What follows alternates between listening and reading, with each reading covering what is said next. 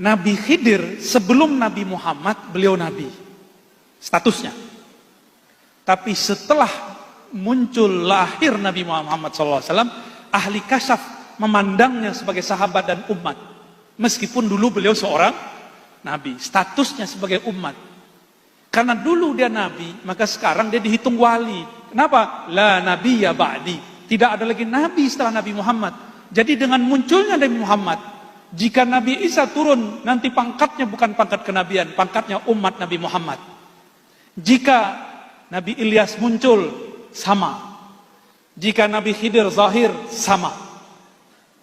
Dia Nabi, tapi pangkatnya lagi nggak dipakai, bajunya disimpan. Kenapa? La nabiyya ba'di. Tidak ada Nabi lagi setelah Nabi Muhammad sallallahu alaihi wasallam. Oleh karena itu, ketika Imam Qushairi, pengarang kitab Ar-Risalah Qushairiyah, mengatakan Khidir bukan Nabi, dia benar. Dia melihat secara kasyaf umat Nabi Muhammad. Jika imam yang lain mengatakan beliau seorang Nabi, yaitu Imam Nawawi, maka itu juga benar.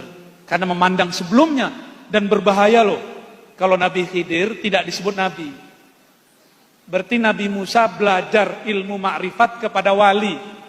Nanti orang membayangkan wali lebih tinggi daripada Nabi. Itu perkataan Imam Nawawi. Maka kita jamak, kita kumpulkan kalam itu. Itu musyahadatul af'al, terjadi antara Nabi Musa dan Nabi Khidir. Apa adabnya? Ini ingat ada adabnya. Orang yang sampai di makom ini, adabnya tambah tinggi kepada Allah. Ketika Nabi Khidir ditanya, kenapa engkau bunuh anak kecil? Kenapa engkau rusak kapal? Nabi Khidir nggak bilang ini perintah Allah. Nggak. Dia cuma mengatakan apa? Itu bukan amri. Tidak menisbatkan langsung kepada Allah, juga tidak mengatakan dirinya. Itulah adab seorang arif billah yang kenal kepada Allah. Maka orang berhakikat, kalau dia beradab disebut arif, al-arif billah. Jika dia tidak beradab, maka dia disebut iblis atau bani iblis. Iblis itu hakikatnya tinggi. Salah satu kajian hakikat, kajian ontologis asal muasal. Apa kata iblis mendebat Allah? Khalaqtani min nar wa khalaqtahu min tin. Ini kan tinggi hakikatnya iblis. Ya Allah, engkau ciptakan aku dari api, sedangkan dia dari tanah. Asal muasal. Ilmu anasir namanya. Hakikat iblis benar.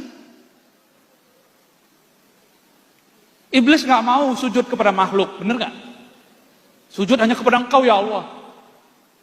Berarti iblis ini terhijab. Dia nggak sampai kepada tauhid level 3 aja nggak nyampe. Nabi Adam itu tajalliyat asma Allah. Wa 'allama Adamal asma'a kullaha. Allah kalau bahasa umumnya, Allah tajallikan asma'nya kepada Adam semuanya. Ini yang tidak terbaca oleh iblis. Maka jangan heran orang-orang ahli zikir, ahli kolbu itu tidak akan dapat dibaca hakikat kolbunya oleh orang-orang yang masih pada tataran-tataran rasio dan intelektual, atau baru baca-baca kitab yang tertulis, belum kitab yang tersirat. Itu dimaklumi. Oleh karenanya dalam kitab Qawaidut Tasawuf karya Maulana Al-Imam Zarruq Asy-Syadzili, apa kata beliau? Ingkarnya fuqaha, orang-orang zahir kepada ahli batin, ahli kewalian, ahli tasawuf, itu makzur, dimaklumi. Orang syariat ingkar ke ahli hakikat, dimaklumi. Kita nggak usah marah-marah, ngamuk-ngamuk. Tapi kalau ahli hakikat ingkar kepada orang syariat, itu zindik. Kenapa? Dia tahu pentingnya syariat. Kalau orang syariat nggak ngerti hakikat, ya seperti anak kecil salah dimaklumi nggak? Dimaklumi.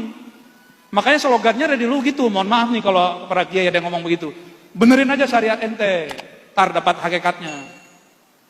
Kita sempurnakan kalam ini. Benerin syariatmu dengan hakikat. Itu yang bener, yang pas insya Allah. Karena tidak ada namanya tanaqud baina syariah wal haqiqah. Disinilah pentingnya adab. Sayyidina Al-Khadir Balya ibn Mulkan Abul Abbas alaihissalam tidak menyalahkan Allah. Dia cuma menafikan itu darinya, lalu menakirohkan, tidak menyebutkan sumber siapa yang nyuruh. Kalau Nabi Musa faham, Nabi Musa tidak akan protes. Ternyata Nabi Musa mulai faham. Karena Nabi Musa, Allah berikan kepadanya tajalliyat zahir, Nabi Khidir Allah berikan kepadanya tajalliyat batin.